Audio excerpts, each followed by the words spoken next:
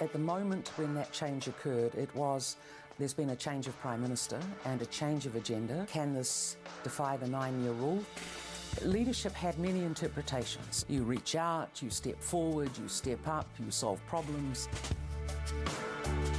Every leader, I'm sure, gets caught in moments of history, although I tended to have my fair share of them. Did I want the job?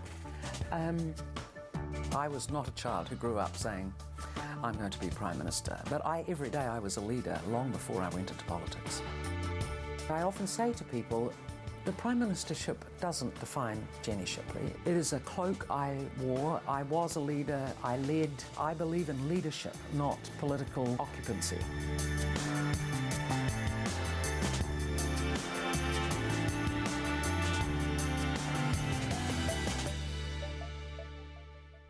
I called Bill Birch when I had the numbers and said, Bill, I need you to know that on Tuesday I'll be putting a challenge for the leadership on the table, and by the way, I have the numbers. The farm girl in me was extremely clear that day, because I had said I would not disrupt the media. We could do this one of three ways. We could go to Tuesday, or if there was any dispute and any malicious behaviour, I would go downstairs and call a press conference and demonstrate I had the numbers, because I had them, and literally trigger it, or we could do it appropriately. And a number of colourful personalities threw toys in all directions that evening, but Jim Bolger never asked me to show him the names, because I think he knew that the numbers were there, and in the end he and I had a private conversation in what was a very sensitive circumstance, and it's a conversation I value to this day, but it was what I would hope and expect from the National Party, as two leaders who in a moment in time realised that they had to make something work both publicly and personally. Just how does it feel being part of something like that? It's what leaders do. Take power. Fulfill your obligation to deliver what people expect. I did not wake up every morning thinking I'm going to take power from Jim Bolger. I woke up every morning weighed down with the sense of obligation of can I and will I do this, because there was such a high level of expectation on me. Why did you want the job? It's an interesting question. Did I want the job? It had become inevitable. Which sounds odd, but it had become inevitable. That places you as a bystander, which I find difficult to accept. No, I'm not a bystander. When I say it was inevitable, it was that my leadership skills and my drive and my ability to bring people with me would be used. On the night of December 7, 1997, Jenny Shipley and her team rode the lifts to the Beehive's 9th floor to meet with Jim Bolger, the final steps in a meticulously planned coup. The next day, Shipley became New Zealand's first woman Prime Minister. Already a divisive figure due to her role in the health and welfare reforms of the early 90s, Shipley has seldom talked about her 2 years in power, but her path to the top started at home. Well, I was raised in an all-girl family, and you did everything, and people expected you to succeed, and I expected myself to succeed, and I had our first child, Anna, and she was beautiful and straightforward and easy, and I thought we'd have a dozen of them, and Benjamin was a very difficult birth and very life-threatening. And after that, because of that, I had several days where I wasn't able to deal with him, and it led to a postnatal depression. I learnt a lot about myself in that period where, you know, you can be present but not engaged. Everybody is seeing you as the mother of this beautiful child, and you're doing what you have to do. But postnatal depressions are like any depression, extremely debilitating and yet often not obvious. Was part of the journey to lifting yourself out of that or helping you move forward the entry into politics? No. If you'd known my father and also my sisters, I'm one of four, number 2 of 4. And look, we were raised that leaders lead. Things happen. but leaders then pick up what happens and make the best of it. And so there was a culture of opinion forming, the contest of ideas, and then action following. So the leadership intent that I had innately and developed just simply reoccurred in different settings. That event around Ben's birth, I had some learnings, but they were just part of a very large tapestry. That's really interesting. So you're saying that you had this innate desire or feeling that you had a leadership role? An expectation even. My father expected us to lead. I was raised in a manse, and Sunday lunch would have anyone who my mother decided to bring home. And so leadership had many interpretations of you reach out, you step forward, you step up, you solve problems. And so did a young girl at that time believe that she could be Prime Minister? It didn't occur to me. I was not a child who grew up saying, I'm going to be Prime Minister. But every day I was a leader long before I went into politics. Did you smash the glass ceiling in the sense that you made it easier for Helen Clark to become Prime Minister, or made it easier for other women to become Prime Minister, do you think? Oh, look, Kate Shepherd broke the first step insofar as she demanded we'd have a chance to vote. Marilyn Waring, I think, in the National Party broke a ceiling, and Ruth Richardson and I and other women in the party came through. I think from a leadership point of view, yes, you could say that having broken that glass ceiling, it was seen as not exceptional that Helen would follow, and I hope others will follow again. But we stand on the shoulders of others. We don't do these things by ourselves. Jenny Shipley and her new husband Burton joined the National Party in the early 1970s, and she won the safe national seat of Ashburton in 1987 and entered Parliament even as National lost heavily to David Longie's Labour government. But 3 years and 3 Prime Ministers later, National won in a 76-seat landslide. Shipley, then 38 years old and a mother of 2, became Minister of the country's highest spending ministry, Social Welfare. For me, it was being a mother and investing in that future had other dimensions as to why I came into politics. I was really anxious in the 80s that we were living in a debt-ridden and accumulating debt-ridden environment, and I couldn't see how the next generation of New Zealanders were going to have their fair chance if a group of political leaders didn't get hold of this. So it struck me that as a generation in our 30s and early 40s, we had to get New Zealand back on track, back into surplus, debt down, not one generation squandering the next generation's view. And that was very personal. So I would look at these 2 little people and think, actually, this matters, and I can make a difference by my being involved and bringing, what skills and leadership capability I have to those ideas. But her first years as minister were defined by a different kind of mother, Ruth Richardson's 1991 Mother of All Budgets, and National's mini austerity budget immediately after the party took power. As Welfare Minister, Shipley delivered benefit cuts of up to 25%. Universal family benefits went altogether. The age of entitlement to superannuation rose from 60 to 65. Newspapers said the welfare state was in tatters. I understand the headline. You may remember that I probably repeated at least 10,000 times in those first 100 days that you cannot have people earning more on welfare than they're receiving in work, because that imbalance had started to occur. And so we had to go back and carve all that, do the analysis of where the wages were, where the incremental nature of welfare had got to, and the age of superannuation. There were a group of things that we put on the table, and then we decided to act. And so the idea behind it was, bluntly, that if we pay people too much in benefits, then they won't bother going out to look for work. No, look, the idea behind it was we had been in deficit for 17 years, and Hagel had told us in the then Labour government that we were heading towards surplus, which was patently a lie. And we had come in saying we are going to get New Zealand back, reducing the debt we've accumulated, so generations of the future won't have their opportunity squandered, and we're going to pay us our way. One appreciates the needs to balance the books, but what do you say to someone who would question why those with the least money had to bear such a burden. There was no question. It was a very difficult time. Every member of the Cabinet understood that. I walked with agencies that we worked with to help us make this work, because we did a whole series of things, of far more support for budget advisory services. There was a plethora of interventions, and we knew that we were making a fundamental change to people's expectations. But leadership requires you to do that.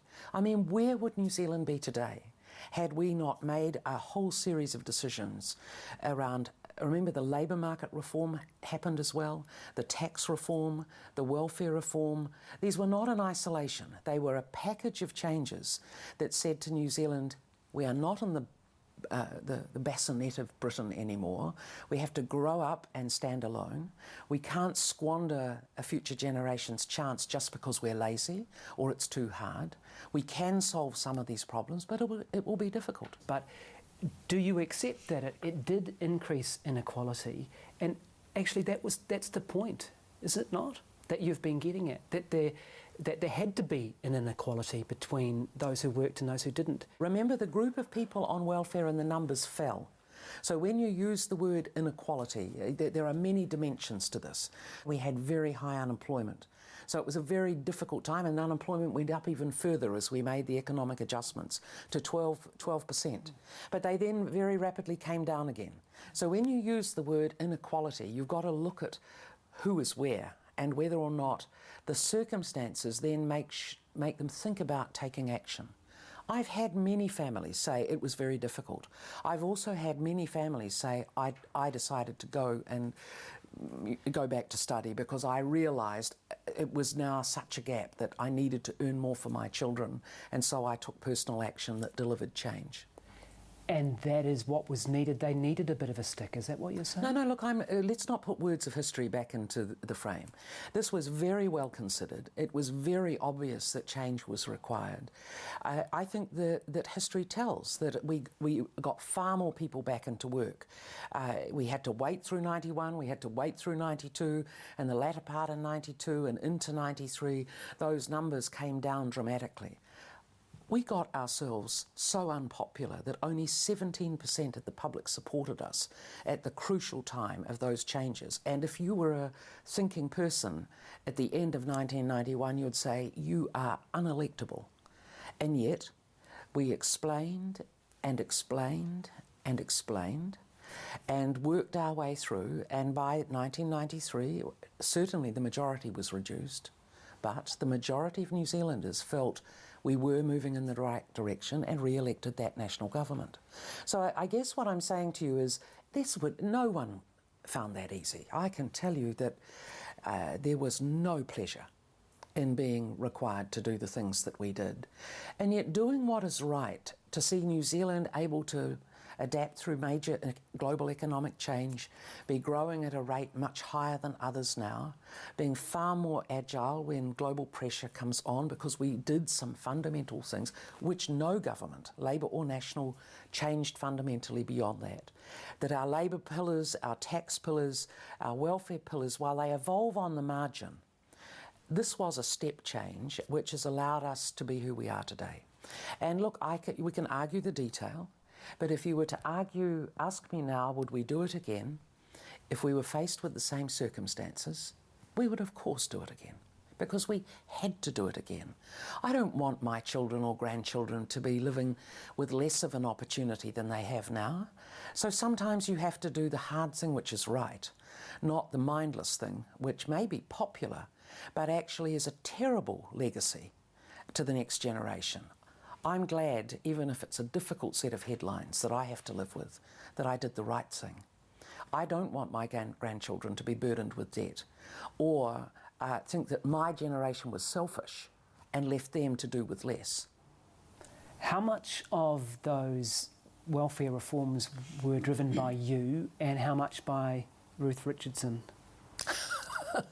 Isn't it interesting that people want to poke the torch at the girls in the family?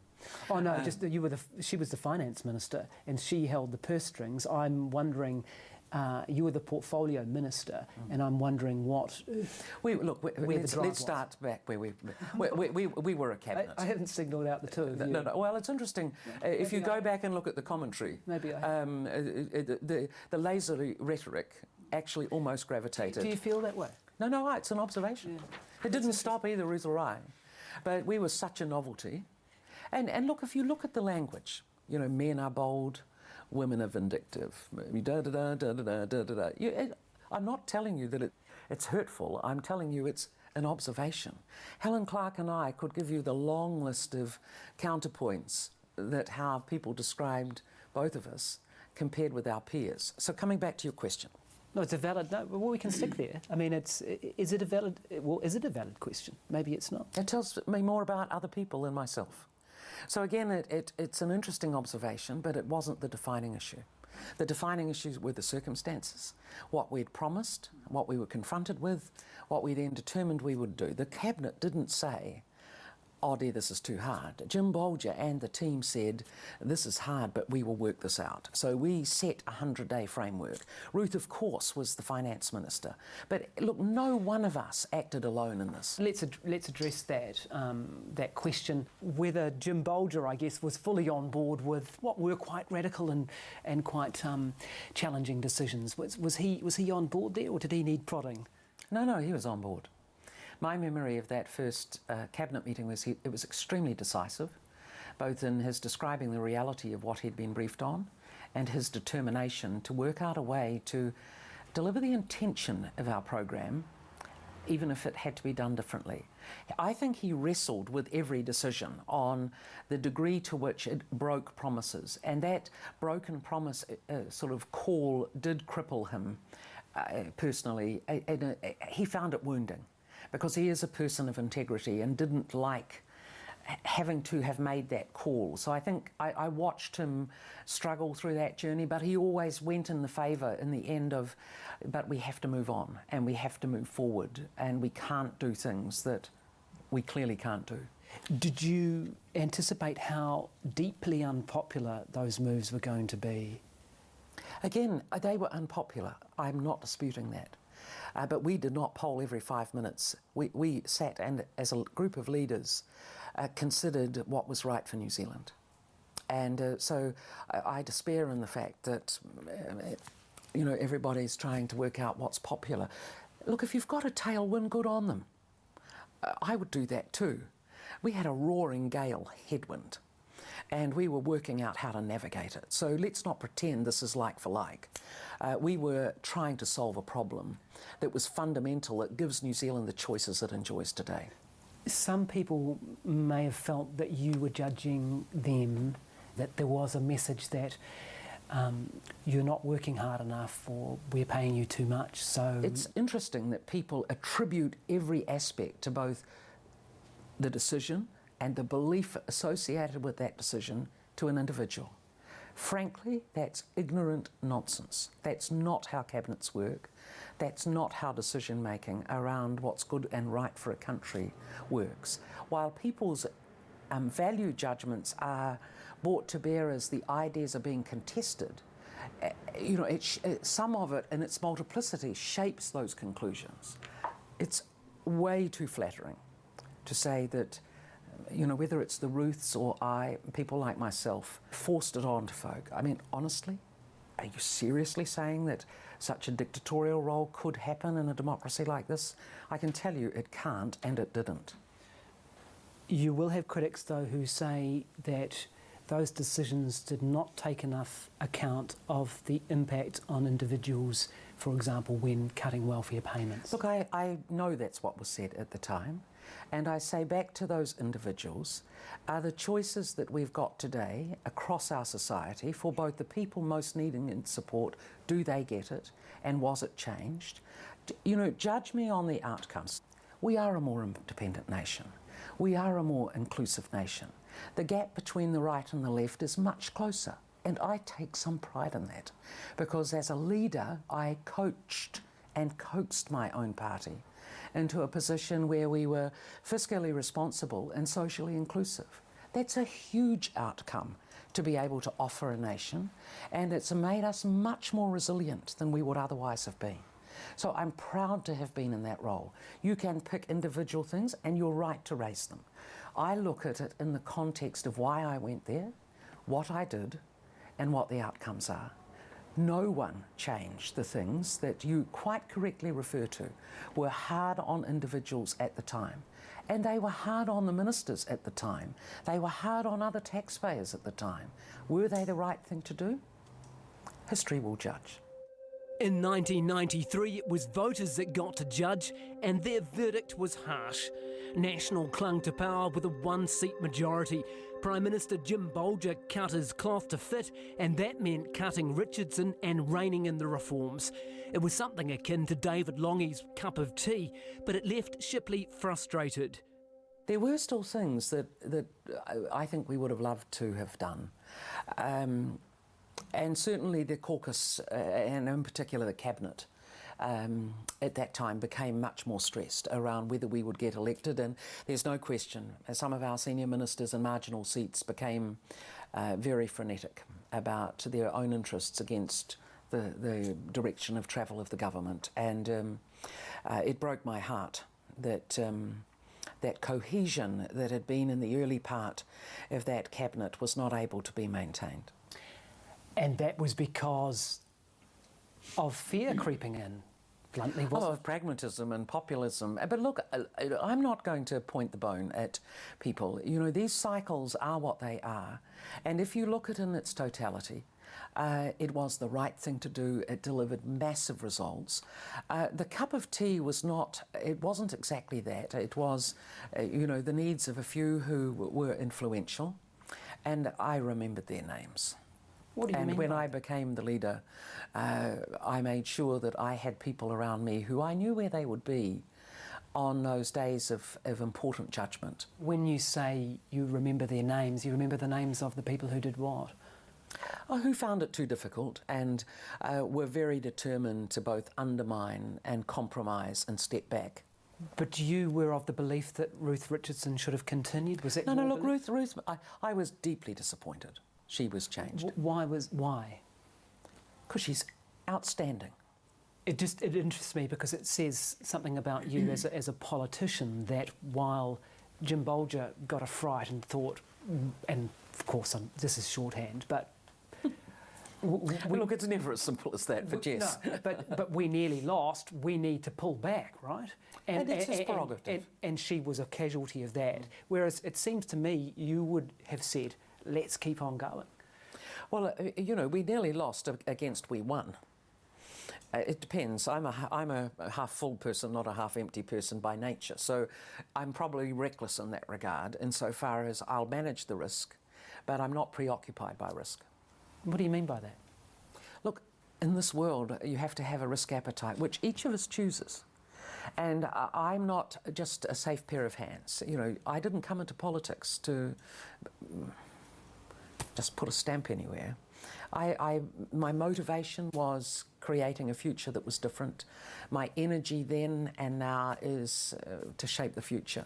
Do we still have too much middle-class welfare in your view? Of course. Student allowances are a good example at the moment, where a generous definition of income allows people who are well organised to still have their children receive student allowances when they can clearly, compared with others, afford to go to university. I find that morally bankrupt, that we don't honestly have that discussion. I feel sick every time I go to the doctor that I still get subsidised and I can't opt out of the system. Now that's wrong. I was trying to take the welfare state off the middle class. The middle class has had and continues to capture a welfare state that was never designed for them. And the courage of those conversations in the 1990s, and indeed I see, thankfully, the government raising some issues today which are proper, that we should have a discussion. I don't expect a hard-working family with very modest income to pay tax to support things that I should expect to do for myself. You feel very strongly about this, don't you? You feel that quite passionately that an overabundance of a welfare state is a corrosive thing. No, I don't think that. If you've got assets, why don't you use them first before you ask your neighbour? You know, if you've got income, why don't you use it first before you put your hand in the pocket of someone else? This is not an ideology. This is social fairness. And then we come into the period in the lead up to MMP and the first MMP government. You were always opposed to MMP? Oh, a lot of us were opposed, and yes, I was. Still? No. Really? I think it's an essential part of who we are now, and I do not believe it will be changed. That's really interesting. You've changed your mind on very little that we've talked about today. No, look, I often change my mind. I mean, if I think that something is better than the alternative, then I'm happy to say, you know, I was either wrong, or as we've learnt through both my own experience in managing both a coalition and a minority government, and remember in the very short time I was Prime Minister, I had both experiences, and then I've observed the evolution of both Helen Clark as Prime Minister and then John Key as Prime Minister, in the way in which they have adapted and the cabinet rules have been able to evolve, and the New Zealand public are allowed to pick a main course, so to speak, and then flair and flavour. I mean, how lucky are we? Does MMP reduce the power of a Prime Minister? No. It requires additional skills for the Prime Minister, but it doesn't reduce. The first MMP election in October 1996 certainly tested the skills of those seeking to lead. New Zealand First was the kingmaker, and Jim Bolger was able to do a surprise deal with Winston Peters to keep National in power. But sharing power wasn't easy, and National MPs quickly became restless. As coalition tensions grew, they turned to Shipley. In early 1997, I knew where the majority of the caucus was, not because I'd solicited their interest, but because the conversation was simply so alive. In the Easter of 1997, I knew I had the numbers to make a change when required. Really?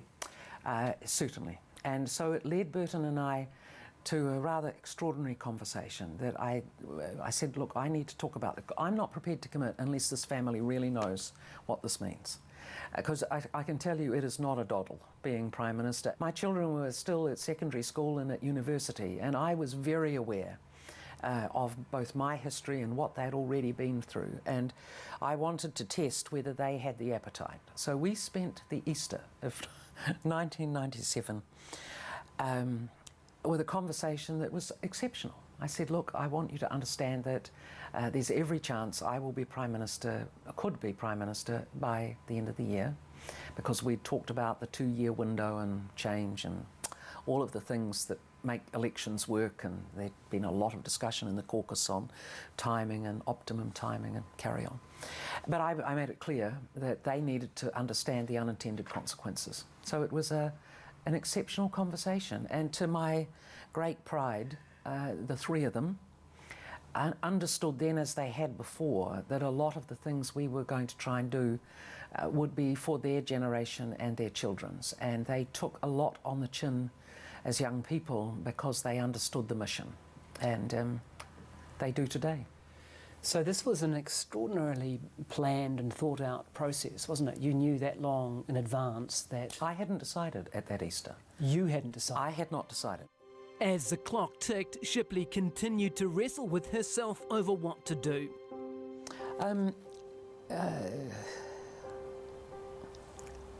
One of my brave decisions was to say yes to challenging for the leadership. There were a lot of other things that I had to weigh up, and I was extremely mindful of them. The impact on family? Well, I'm not sure if I should give an illustration, but I remember one particular time. Our son Ben was about 12 or 13, and so it must have been at the time that I was Welfare Minister, and we were in Ashburton. I'd been in Christchurch at some event at the cathedral, interestingly, and we arrived home with my DPS contingent and everybody, and walked in, and the children were in the dining room, and the television was on, and we had had a very difficult day of protests and so on, and were gathering around the television as leaders want to do at 6 o'clock, or were. and some politicians who are still, interestingly, at the forefront of the protest movement. It was very vicious. So, kill Shipley, kill, these sort of slogans and things. And Ben, I remember him being physically alarmed, and I was alarmed deeply anxious. When I saw his reaction. And one of the leading DPS people who was with me, I said quietly to him, you know, Ben turned round after watching this and was quite rigid in his little face, and he's a very able and relaxed boy, and he said to this guy, "Will you look after my mummy?" It's enough to break your heart. And it wasn't because I was at risk, but his anxiety. It was a lovely Canterbury evening, and if you know Canterbury well, as the sun gets low, our garden, it was a golden space, and there was a very large elm that hung itself across the lawn. And after we had had dinner, the children went out. Ben expected all the DPS and everyone to play cricket, and you know, as one does in those evenings. And this leader said to me, "Don't worry, Jenny, I'll take care of this." So I remember watching him take his jacket off and peel his hardware off and hang it in this tree and let Ben see, and said, "Don't worry, Ben, we'll look after your mummy." Now, those are hard moments for a woman leader. They are the hardest moments when you think, is it worth it? And you understand the protesters' right to protest. Some of it was what it was, some of it, in my opinion, was very excessive, but protesters need to understand the unintended consequences of what they say. But as Shipley was weighing her options, Jim Bolger called her to a meeting, asking her to make a public statement that she would not challenge him. In our caucus, I was being absolutely approached and pressed as to would I take over the leadership, and in the party. When would this happen? How would it happen? So when Jim said to me, you know, would I make a public statement? I said, look, Jim, in the end, you and I have to act in the best interests of the party, and I can't say that to you now and then go and change if change were to occur.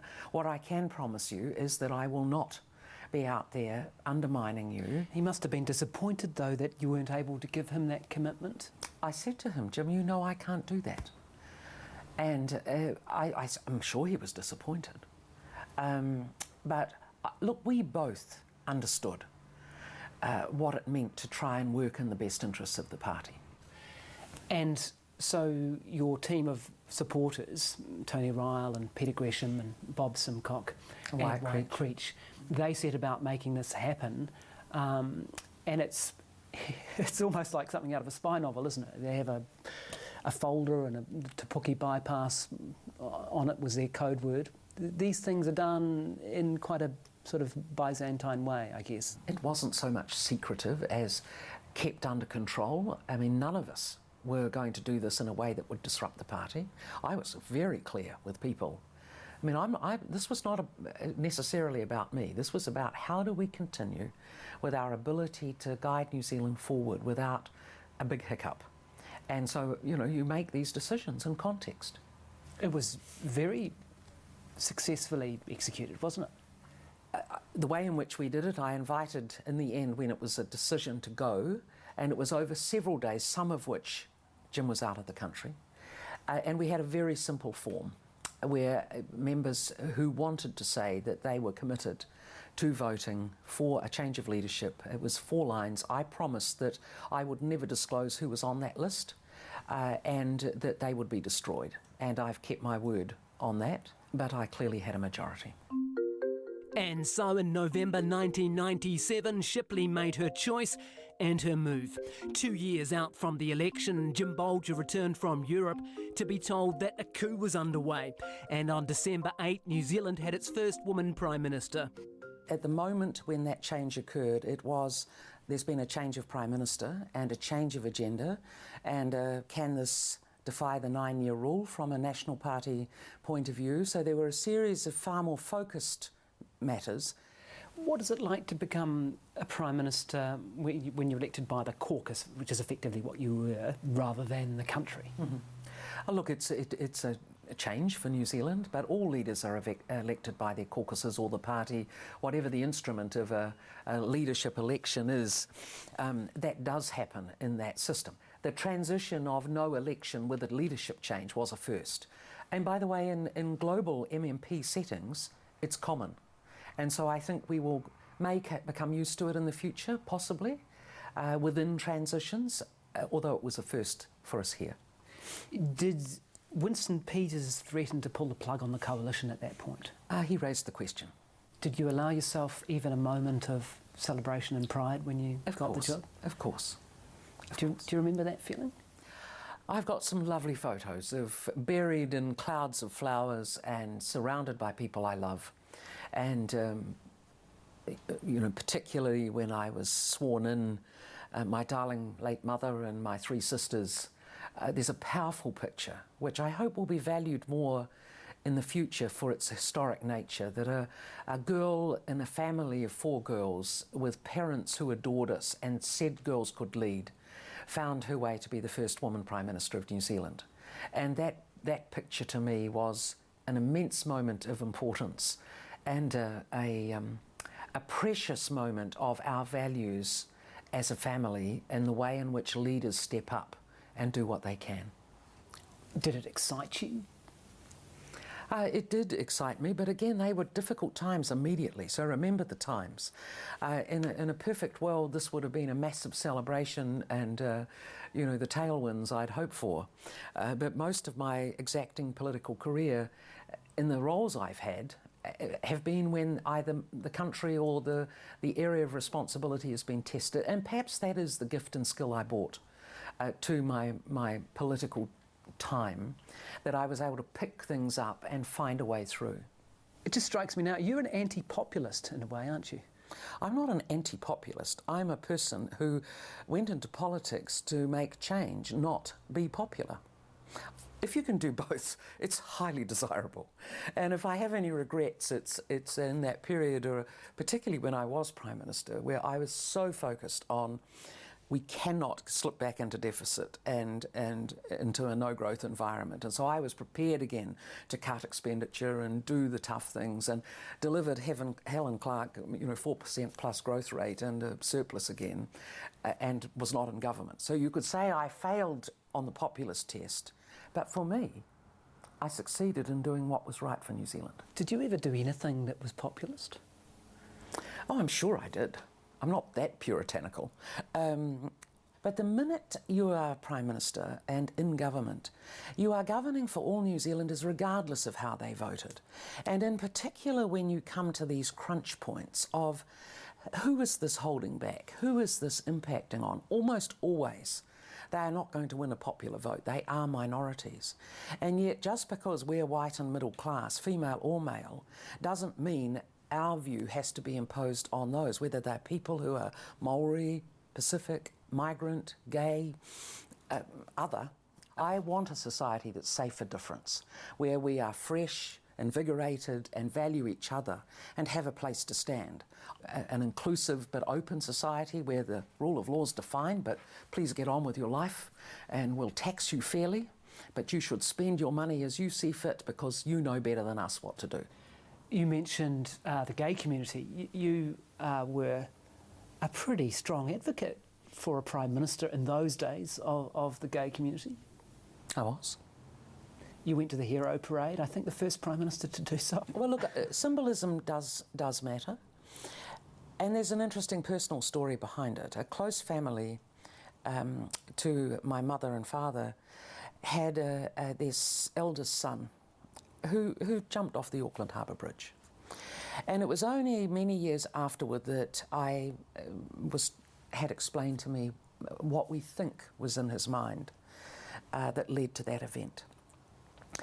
And I formed the conclusion that no family should be left not being able to be open about the sexual orientation of a child, and no child should be left so isolated that they can't speak about that they would contemplate taking their own life. And I tried to stand in that circumstance, not my own, do I believe or not believe in this, as I formed a judgment. And look, social inclusion is so important. Respecting our differences and being a country that's safe for difference mattered enormously to me. So deciding as a National Party leader that I was not going to pass judgment, and that notwithstanding our members' own views, that this was one of very few things that should be personal. What did your cabinet colleagues say when you told them? It was the caucus, actually. Was it? And they both were lively conversations. But those are moments where, as leader, you say, look, I appreciate your points of view, but this is what I'm going to do. At first, the new Shipley government got a bump in the polls, even as the Asian financial crisis sank its claws into the New Zealand economy. National MPs were telling each other they'd done the right thing in switching leaders. Oh, look, and they had. But history conspired against us. The weighty things were the Timor-Lestes, and they were the crisis again, and the financial crisis again. I thought, really? Am I going to have to relive this all over again? You did, and let's discuss those, the Asian crisis and the response to that. The response was privatisation of Contact Energy to try to balance the books, I guess, to a degree. There was trimming of government spending again. Do you think you got those directions and decisions right, or was that not the right response to an economic crisis? Well, look, you could view it two ways. Either fortuitously or stupidly, I and the government at the time did what we did. And Helen Clark inherited one of the highest levels of growth New Zealand had seen, over 4% growth when she came into office as Prime Minister. And it was a result of getting spending back under control quickly. The private sector immediately responded, seeing there's more opportunity for us, it's quite clear the direction of travel, we're going to be back in to the economy in a meaningful way. When you get that balance right, they invest. If they're not sure of the public policy, they sit off. And so we got that very strong thrust. On the other hand, you could argue, having done the right thing, I won the battle and lost the war. And by doing a lot, and I remember Treasury saying to me, Jenny, you do not have to pull the levers as hard as you did in the early 90s. While this is an event, it is not as significant as the early 90s, so they are important but not equal in comparison. And on reflection, would I do it differently? I don't spend time trying to rewrite history, but you could have argued that I could have taken a longer runway view that might have got us through with a softer curve, and maybe we would have won the election. So, on reflection, you might have done it differently. You might have not pulled the brake on so hard, if you like. Well, it's one of the options. On reflection, I could have taken a different view, but I don't spend time lamenting that. I think that we underestimated how resilient the New Zealand economy had become. So many of the changes between 90 and 96 had actually, on reflection, created far more resilience, so that when these events happened, we fell less far and recovered more quickly. And actually, we did come out of it quicker than my advisors were predicting once we had taken those decisions. While the Asian crisis created problems, the 1999 Asia-Pacific Economic Summit provided perhaps Shipley's greatest triumph as Prime Minister. She was the first woman to chair an APEC leaders meeting when heavyweights such as Bill Clinton and Jiang Zemin came to Auckland that September. But as leaders from 21 economies gathered, it wasn't trade capturing attention, but war in East Timor. This is a courageous decision. It's an essential decision, by the way, that a UN force goes in and assists the people of East Timor. It is, I think, a victory for both political and international diplomacy that we have got to this point so that the decision has been taken in Jakarta. I think between Don McKinnon and I, if I may say so, it was one of the most masterful exercises in politics or political management. Remember, APEC cannot have political issues on its agenda. I think it was the Sunday night I listened to the news and that church had been burnt down. I remember ringing my officials and saying, please be in my office in the morning.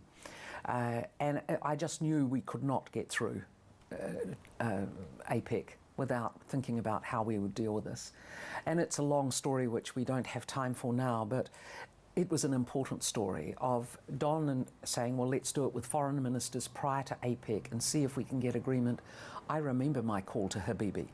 I held the phone out and everyone else in the room could hear him very angrily telling me why we should not be doing this, and my explaining that a number of leaders worldwide now felt we had to. And anyway, by the eve of APEC, he had been on CNN saying he would allow a UN force into Timor, but it was only the beginning of what was a very complex deployment. New Zealand sent a battalion of our capability there to assist. It was a very significant and most significant deployment that any Prime Minister had had to make for a very long time. Yeah. What's that like as a leader? You're sending people into a war zone. It's the hardest thing you do. I remember both seeing them off and looking into the eyes of the family, who, to be fair, they know that's what they're signing up for. It was one of the weights one carries, and I felt it personally. And even though we lost a young man through a road accident there, I felt, I went to his funeral, even though I was no longer Prime Minister. I felt it permanently for them and the contribution they make to the freedom you and I take for granted. So that was one of the hardest things you had to do as Prime Minister? It's a very meaningful thing you do in deciding who to send and what scale. The US was saying the burden sharing has to be a reality, please step up. Australia didn't believe we would do anything. I can still remember my call to John Howard after Cabinet decided it would be a battalion, not a company. And I said, we will contribute a battalion. I remember him saying, a battalion? And I said, yes, a battalion. And he said, a battalion? And I had to repeat it. But actually it was an important time, because then I wanted to see whether New Zealand's armed services were capable of things other than peacekeeping. This was a serious peacemaking prior to peacekeeping exercise, and we had not been in a situation where we had been able to really test a broad range of our capability other than the SAS or others which we had deployed during the 90s. And so it was a good test, both short and long term, for New Zealand's capability to defend itself and its interests, to make a contribution to stability in the region, and to be taken seriously by our partners. Amidst the diplomatic tensions, trade was still on the agenda as the US and China jockeyed for position. New Zealand officials and the Prime Minister were stretched. I can tell you our wheels were spinning. It was a great success for New Zealand, though. I think in positioning trade and our commitment to why markets work, both for economies like ours and others, and it began the long journey of TPP as a first step with Singapore and New Zealand and Chile agreeing to try and say to others, if we can't do WTO, let's join and move ahead. So you feel that was the start of TPP? You feel that you actually kick-started TPP? Oh, it's not a question of do I think, it's absolutely what happened. If you ask Sir Martin Weavers and others who were in the room at the time with each of the leaders, when we said, well, why can't WTO work? Was there an appetite and were we willing? And both the FTA with China was also initiated during that set of visits that then led to what Helen Clark and the government moved forward. So is that right? So at that 1999 APEC, both the TPP and the New Zealand-China FTA were initiated? They had their genesis there, and also the resolution of China joining the WTO, along with Timor-Leste and the intervention there. So these were four huge events that were right around, plus 3 state visits. It sounds absurd. If I were writing it down now, I personally wouldn't believe it. But it was an amazing period. Yet as Shipley's star shone on the world stage, at home it had been dimming. Winston Peters had signed the coalition agreement with Jim Bolger and their relationship was close. But Shipley had said she wouldn't run the country over a whiskey bottle and vowed a different approach to New Zealand First. Winston could have been Prime Minister but for want of himself. His complexity often got ahead of his capability. And watching him, look, on a good day he was brilliant. If I was honest with you, I would say perhaps more than most he was a sort of an 85% outstanding leader. And the 15% absolutely crippled him, because he would get so myopically preoccupied with a diversion that it took away his capability and intent on the main goal, being the leader of the National Party, which he could have been, being a Prime Minister if he had navigated differently, achieving things that he really wanted to do. But sometimes his just temptation to be distracted that literally absorbed him. And it was great news, by the way. You folk fell for it, and people like me just kept doing the work. Frustrating to deal with? He was extremely capable, although sometimes would get diverted. And I would make a personal judgment as he came into my office as to whether the envelope with the papers in it was either open or closed. And it often would tell me the extent to which he had either read what we were then going to discuss. And I learnt to both respect and manage it. And on those days, the meetings were short, because clearly it was a train wreck waiting to happen. And the train wreck wasn't long in coming. Having already sold its stake in Auckland International Airport, the National-led government also wanted to sell its share in Wellington Airport. Winston Peters decided that was a bridge too far. At a cabinet meeting on the 12th of August 1998, the Deputy Prime Minister and Treasurer of New Zealand led a cabinet walkout. We were well through a sales process. Winston, as Treasurer, had led that on behalf of the government, the coalition government at the time. We were in an international environment, an advanced stage, and a series of statements were made, which were clearly not in New Zealand's interest. And it led to a set of events, both in Cabinet, walkout from Cabinet. Winston, I think, assumed that I would come running after him, and I didn't, because I think the integrity of the Cabinet process has got to stand itself. As he left, others didn't go with them. So it was a complex environment. Was it a volatile cabinet meeting, or was it simply a walkout? It was a highly contested set of views, but it had been building up, so it wasn't unanticipated. And I think it was well understood by both groups as to what was at stake there.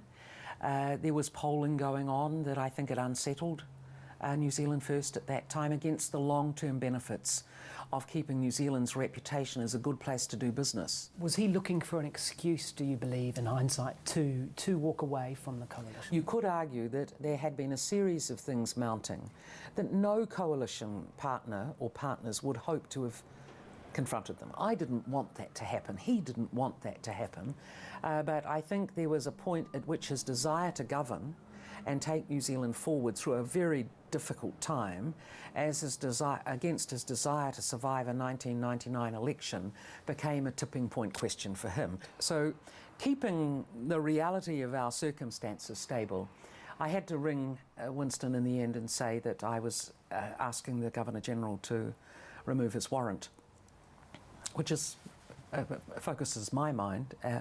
He chose not to take my call for quite some time, and in the end I instructed or conveyed my request to the Governor-General.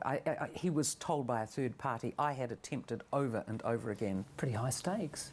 You know, I had a majority of one with Winston, and I thought I was going to the country as I triggered the arrangements, because I couldn't see how I would necessarily get through. And blow me down, within 18 hours, I had a majority of two, not one.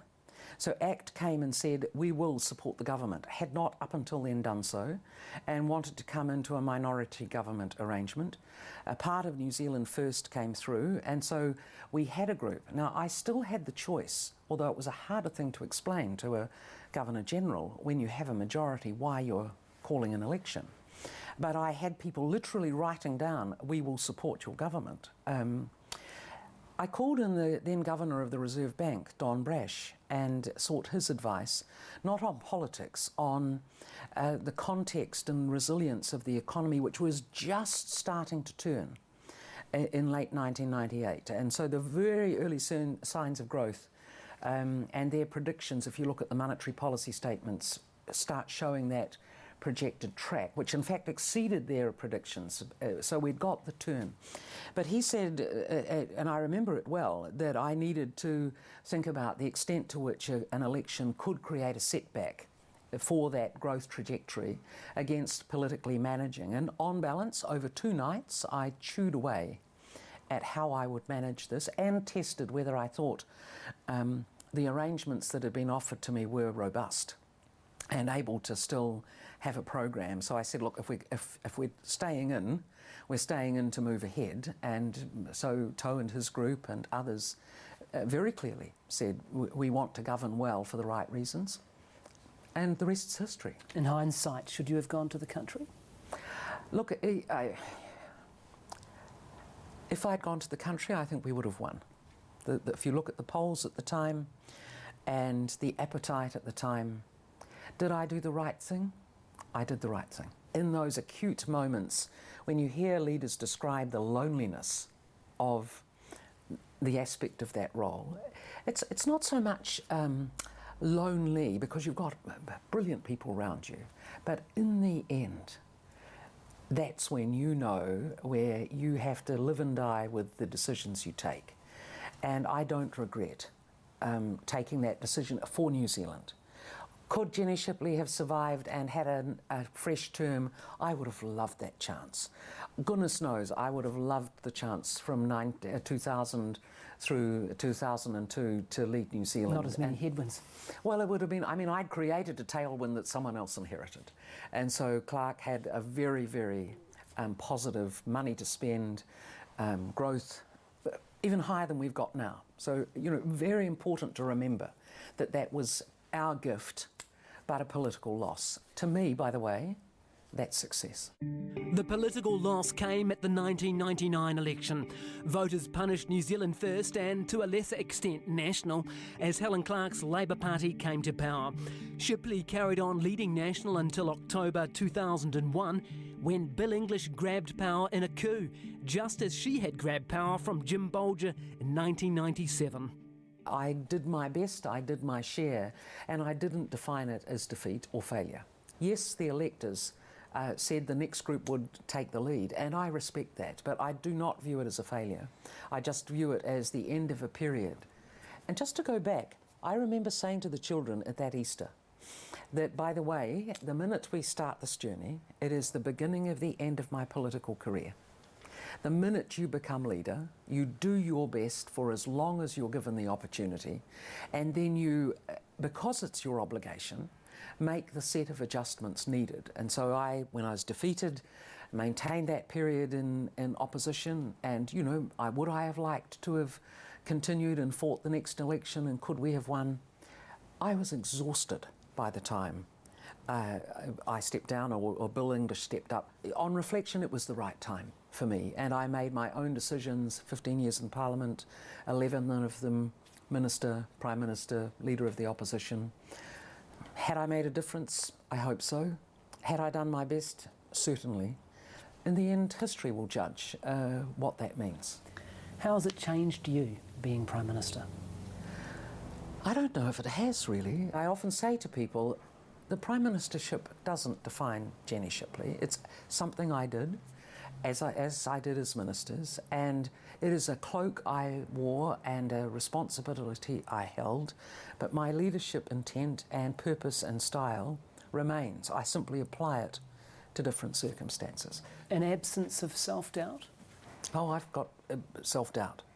Every leader has self-doubt. Are you worthy? Should you be in this role? And your greatest regret?